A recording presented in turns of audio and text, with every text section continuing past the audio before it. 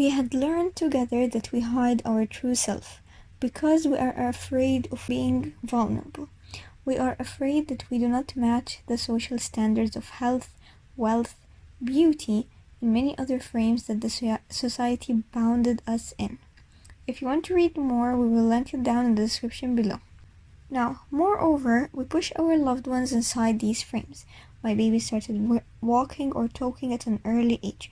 My child is at the top of his class in needless education. My partner is the most romantic, powerful, caring, beautiful, and so on and so forth. The strange part is that we try to match ourselves to all the society norms, even the negative parts of it. We turn grayed hair at a certain age, and we start speaking about the age-related illnesses and the amount of pills we take daily.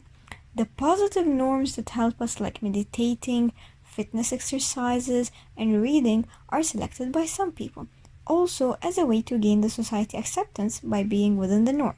We need to be ourselves, but we need to be conscious if this version of ourselves adds to us or diminishes us.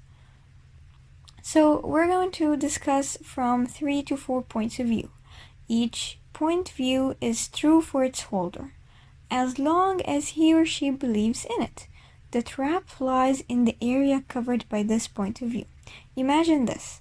You are a student. Regardless of your beliefs about the education system, you are within a global pendulum. This pendulum is so powerful that it discriminates the whole people on earth based on their education level. Yes, there are successful examples who did not continue their education, but they had another igniting power within them. They hold their beliefs against the education pendulum by riding another one of the success. The education perception would keep looking to you as a loser until you succeed in another pendulum. Then the society starts to look to you from the perspective of the new pendulum you had succeeded in, and forgets all about the frame that labeled you as a loser in. Now you don't feel like studying, and you want to be yourself. So you decided that you would not put an effort in the school or university, and you care nothing about marks or society's perception. People in this stage are on 3 or 4 different sides. So first type, they resist the situation and the pendulum, and they keep affirming to themselves that they do not want it. However, they do nothing else. They stay like this for years. The darkness increases in their life, and they move very hard to any next step. The second type, they try to satisfy their parents, their societies. They do just fine and then leave the education time and start looking for what will keep them okay from the point of view of the society. In other words, which social frame I need to fit in now. They look for their own cage, even if it's a golden one. Another group, they look for the praising and they live on it. So they do an extreme effort to be the best. Then look for the second thing to be the best, and the wow compliments on their achievements keep them alive. They usually look for someone who gives them this praising feedback to stay alive. Someday on their timeline, when they are all alone and they feel that all those accomplishments are nothing, they have never felt their achievements. It was always the outside praising that they were looking for. So when outside praising stops, all their great achievements were nothing to them, no matter how other people sees it's amazing. Unless this amazing feedback is given to them by the external world, they do not feel the value of their precious gems.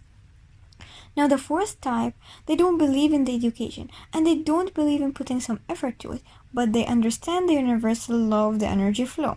As much as energy as I put to the world, as much as it will flow to my life. So they focus during the education time on their values, what they can give to the world, and they sharpen their skills starting from 0 to a hero. Now after years, regardless of their education results, they are living their dreams as a reality, and continuing to dream and realize their dream. Society's praising or opposing for them is not awaited or resisted. They are the fuel of their own lives. Now, why we have used education as example? Because we all pass by those years, either for 8, 9, 12, 16, 17, or more years. That is part of our journey in life. And our journey is a time trip. You move on the timeline regardless of what you are doing and what you feel about your experiences. If you had spend 17 years in the education without understanding life, you will feel lost after the education years.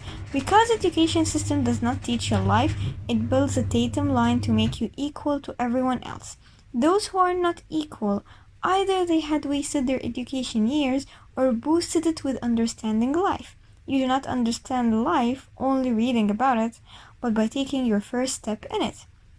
From zero you start. You stumble. You run. However, your start is not important. You select a destination and you move forward towards it. Your sails and wind might take you to a different shore, but surely it would be on the right track. Whether you are praised or not important. You flow forward, like the water. If the water stops, it rottens. When it flows, it is alive. But put your first output to the world, and the second one, and the 100th one. Do not care about the result. Care only about moving forward and putting energy to the world. Life energy will continue flowing to you back to complete the loop. Holding back the water flow will make it useless. The beauty of life and its mercy appears when the water flows again. It turns alive, fresh, and useful again. There is no good time to start, so start now. Experience life and ask to be taught by love and not by fear. For every moment you held yourself back, say sorry to yourself. Stay safe and move forward. A quote that I've wanted to add by Gabriel Bernstein: I've learned that fear is simply an illusion based on past experiences that we project into the present and onto the future.